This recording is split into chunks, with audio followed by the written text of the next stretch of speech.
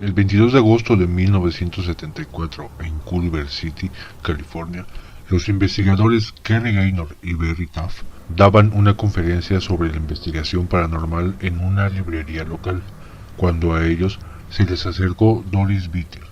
Les dijo que vivía en una pequeña casa con su hija de 6 años de edad y sus hijos de 10, 13 y 16 años.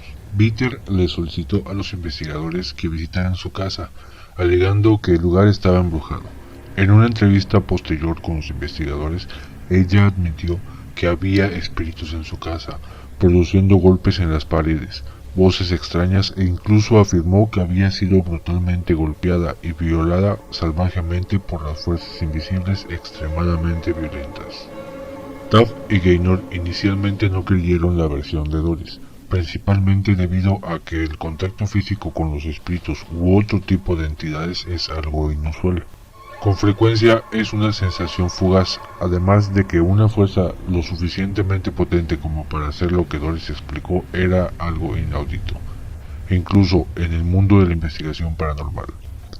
Sin embargo, Doris le dijo que los seres se le habían mostrado delante de otros testigos. Doris afirmó que había sido atacada en la presencia de sus hijos, que incluso le dejaban moretones y marcas de mordidas en el cuello. Durante un ataque en particular, el hijo de Doris trató de intervenir cuando la oyó gritar. Algo lo empujó lanzándolo a través del cuarto, rompiéndole el brazo debido al ataque. Esto último llamó la atención de los investigadores, llevando los equipos de fotografía a la casa de Doris. La investigación duró 10 semanas. Doris describió horribles encuentros con los seres, una especie de hombre enorme acompañado por 2 seres más pequeños que la sujetaban. Taff y Gaynor afirmaron haber visto la forma de una persona a partir de unas extrañas luces. En el famoso informe, más de 30 investigadores y así como Doris estaban en el dormitorio pequeño, equipados con material de grabación. Doris empezó a maldecir y a gritar a los espíritus. Para sorpresa de muchos, unas extrañas luces comenzaron a manifestarse por la habitación. Una niebla verdosa empezó a formarse en una esquina, girando y creciendo. En cuestión de segundos, la forma del torso superior de un hombre comenzó a ser visible entre la niebla. Muchos testigos afirmaron que era una entidad masculina, muy grande y muy musculoso, pero sin rostro. Un investigador se desmayó después de ver increíble fenómeno. Al finalizar la investigación, recomendaron a Doris mudarse debido a la gravedad de la situación.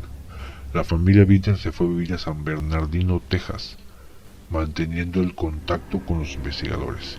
Lo que realmente no esperaban los investigadores era que los ataques no desaparecieron. Doris continuó siendo brutalmente asaltada. Fue ahí donde en cierta noche tuvo lugar la más intensa y asombrosa agresión sexual del ente.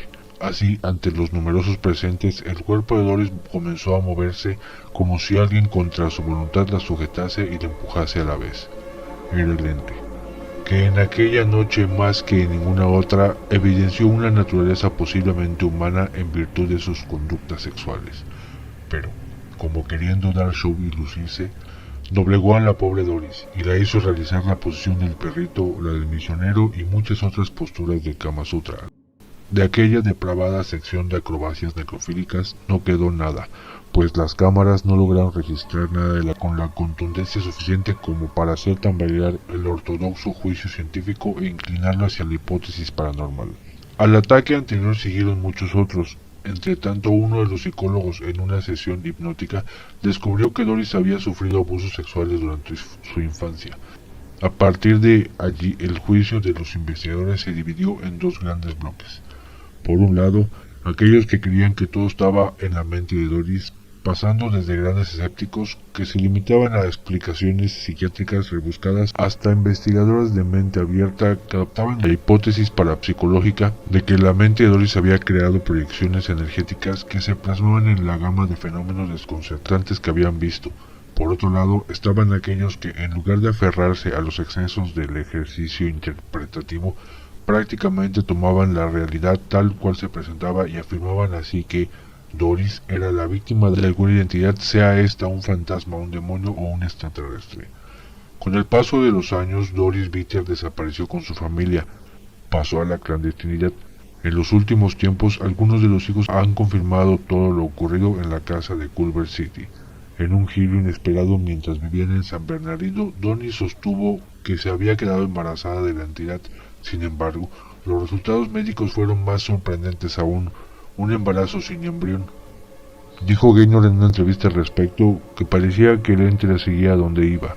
Cada vez se mudaba más lejos y los ataques fueron disminuyendo hasta que después de 2 años más o menos finalmente cesaron por completo. Fue entonces que por fin Doris vivió con tranquilidad hasta que el cáncer la condujo a la muerte un 25 de junio del 2006.